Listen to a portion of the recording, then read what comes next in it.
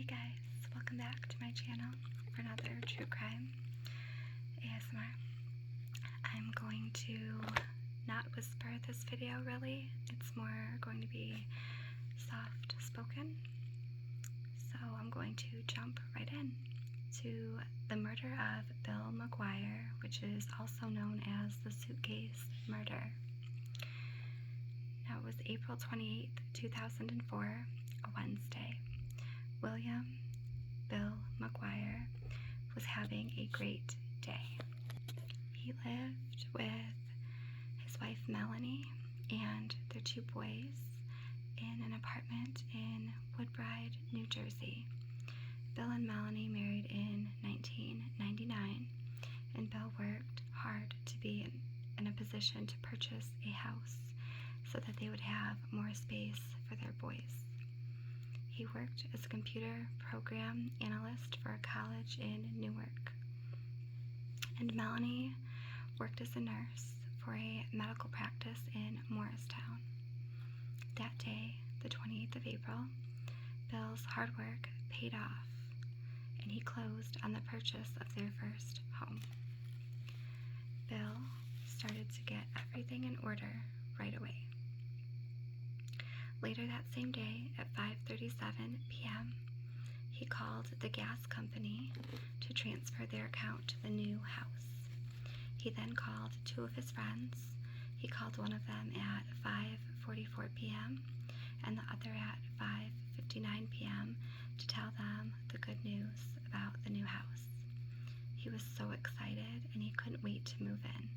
The seller of the house called Bill later that night, but Bill didn't answer, and he didn't call back. That was unusual, as Bill had eagerly returned all their calls promptly throughout the entire transaction, as he was so keen to secure the deal. Bill made no further calls that night. Nobody heard from him at all after 6:10 p.m., and the next day, he did not show up for work. Bill was missing. On May 5th, 2004, a fisherman called John Runge of the Virginia Beach Police Department. He reported that there was a floating suitcase in the Chesapeake Bay in Virginia. A few days later, another suitcase washed up on the shores of Fisherman's Island, and a third suitcase was found by another fisherman. Inside the second suitcase, there was a white male's torso, which had been severed from the waist down. The head and arms were still attached. The third suitcase contained more body parts. Police did a sketch of the victim to try to establish who the victim was, and they discovered that it was Bill McGuire. Police notified Melanie. According to Melanie, the last time that she saw Bill was the night of April 28th. She claimed that even though they had just bought a new house, they had an argument late that night. Melanie said that the argument was due to a dryer sheet, as she always used them and Bill hated them. He was so annoyed that he slammed her up against the doorway and shoved the dryer sheet in her mouth and slapped her across the face. Melanie locked herself in the bathroom with one of the boys. Melanie said Bill packed his bags and left, and that was the last time she saw or heard from him. Just over 3 weeks later, Melanie filed for divorce. Bill had not been in touch with her or the boys since the night of April 28th, and Melanie did not report him missing to the police. An autopsy determined Bill was shot in the head and torso with a .38 caliber gun. The medical examiner found 2 bullets in his torso and separate entrance and exit bullet wounds to his head and chest. His body had been cut into 3 sections, drained of blood, wrapped in a garbage bag, and packed into 3 matching suitcases. There was a blanket wrapped around Bill's torso, and the blanket was the same type of blanket that was used at the medical practice where Melanie worked. That made police, who were already suspicious of Melanie's version of events, question her even further. But Melanie claimed that there was a side of Bill that nobody knew. Much about Melanie claimed that he was a violent man, a man who liked to gamble in Atlantic City, and she suggested that police should look there to find his car, and believed that they would find out why he was murdered by focusing their investigation on Atlantic City, Bill's gambling, and people he was involved with. Police found Bill's car in Atlantic City, but believed that Melanie knew more details than she was willing to share.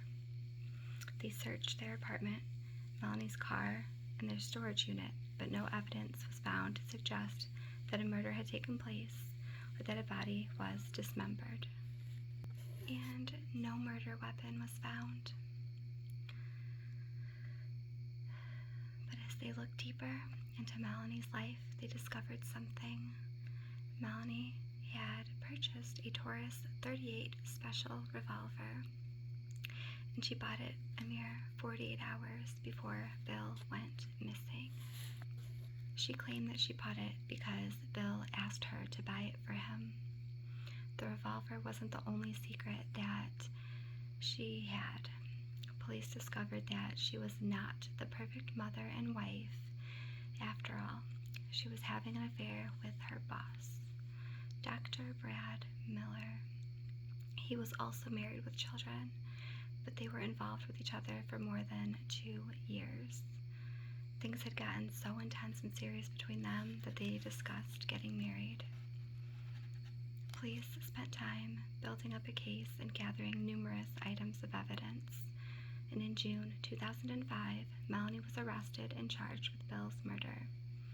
In October 2005, a state grand jury indicted her on 4 charges: first-degree murder, second-degree possession of a weapon for an unlawful purpose, second-degree desecration of human remains, and third-degree perjury.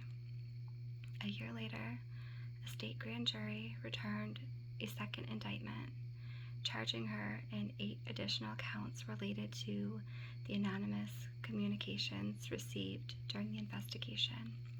The court consolidated the 2 indictments for trial. It was the prosecution's case that while Bill was a family man and wanted a nice house to live in with Melanie and their 2 sons, Melanie did not want that. She wanted to end her marriage so that she could be with Dr. Miller. The purchase of the new house forced Melanie to try to change the course of her life. She did not want to move into a new house with Bill. So that night, April 28th, Melanie drugged him and incapacitated him and then shot him. It was the prosecution's case that Melanie planned Bill's murder. They called state police computer expert to testify. She told the court that she examined computers owned by the Mcguires, and on a personal computer used in the apartment, she found Google searches. And the search, I'm going to read it: undetectable poisons, state gun laws, instant poisons, gun laws in Pennsylvania, toxic insulin levels, fatal insulin doses, fatal digoxin doses, instant undetectable poisons, how to commit suicide, how to commit murder, how to purchase hunting rifles in New Jersey, pesticide as poison, morphine poisoning, insulin as poison, morphine poisoning, how to find chloroform, insulin shock, neuromuscular blocking agents, sedatives, tranquilizers, barbiturates, nembutal pharmacy, chloral hydrate, chloral and side effects, and Walgreens. The searches took place between April 11th and April 26th, 2004. The prosecution told the court that police took special note of the search for chloral hydrate, as the drug was found in Bill's car. The prosecution called James Finn to testify. He knew Melanie from nursing school, and he liked her, but she never felt the same. They were just friends, In mid-April 2004, Melanie emailed James and told him she was having marital problems and asked him about owning a gun. James told her about the requirements for buying a gun in New Jersey and Pennsylvania. Just 2 days before Bill went missing, Melanie bought a Taurus .38 caliber revolver at a gun shop in Palmer Township, Pennsylvania. The sales receipt from the gun shop also showed an item sold for $9.95. The owner of the gun shop testified that 2 types of ammunition in the shop were listed for that price: wad cutter and round nose Ultramax bullets. The gun was never found. The state's forensic experts testified that the bullets recovered from Bill's body were .38 caliber wad cutter bullets. The prosecution also submitted evidence that one of the bullets recovered from Bill's body was covered with greenish-brown fiber strands. It was their case that the fibers were polyester fill, and they believed the gun was covered with a pillow so that there would be no sound when fired. Bill's sister, Cindy, testified that the McGuires had green throw pillows and that they had not been recovered by police. It was the prosecution's case that Melanie drugged Bill with chloral hydrate. Police found that drug in Bill's glove compartment in his car, and they believe Melanie left it there along with a syringe. The syringe was similar to ones used at the medical practice where Melanie worked. The prescription for the bottle of chloral hydrate was in the same name of a woman who was a patient of Dr. Miller's. The prescription was filled at 8:32 a.m. on April 28, 2004. It was filled at the Walgreens pharmacy in Edison. That day, Melanie dropped the boys off at their daycare center at 8:20 a.m. The Walgreens pharmacy in Edison would only take about 8 minutes to get there from the daycare. The prescription had been ordered by Dr. Miller on a prescription pad from the Morristown medical practice, but he denied prescribing it, and a handwriting expert testified that the writing was not his. It was not unusual for Melanie to sign some of his prescriptions. The patient whose name was on the prescription testified that she had appointments with Dr. Miller in March and April 2004, but she never received a prescription for chloral hydrate. The prosecution believed that Melanie forged the prescription and collected the drug after dropping the boys at daycare. They believed that night she gave it to Bill in a drink. When Bill was unconscious, Melanie then used a cushion or a pillow to muffle the sound of gunfire and shot him to death. Melanie told Dr. Miller she had driven to the Atlantic City late on the night of April 29th to look for Bill and his car. She said she found the car in the parking lot of the Taj Mahal, but moved it to the Flamingo Hotel to annoy him. She told him she then took a cab back to the Woodridge, Edison area, and then took another cab back to Atlantic City to collect her own car. She made 2 later trips to Atlantic City to look for Bill and to check on his car in May 2nd and May 18th. This was despite the fact that she claimed she was so afraid of Bill that she needed a restraining order. In Atlantic City, the police recovered surveillance footage from the Flamingo Hotel. It was not clear enough to identify who was on it, but it showed somebody parking Bill's Nissan Maxima at 12:40 a.m. on April 30th, 2004. It also showed a second car, which was similar to Melanie's. The prosecution also told the court that Melanie's activities relating to an E-ZPass charge were unusual, given that the charge was for less than $1. Melanie called customer service at E-ZPass and insisted that 2 charges on her account for May 2nd and May 18th near Atlantic City were incorrect. Customer service refused to remove the charges. The prosecution argued that no other E-ZPass records were found for travel to Atlantic City, even though they knew Bill's car was driven there and was due to Melanie paying tolls in cash to avoid there being a record. They believed she wanted the other 2 charges removed so that there would be no record of her movements. The prosecution claimed Melanie cut Bill's body into sections with a reciprocating saw and knife, wrapped his body in industrial tape garbage bags sealed with adhesive tape, and packed it into the matching set of luggage. On May 3rd, Melanie drove to Virginia and threw the suitcases into Chesapeake Bay.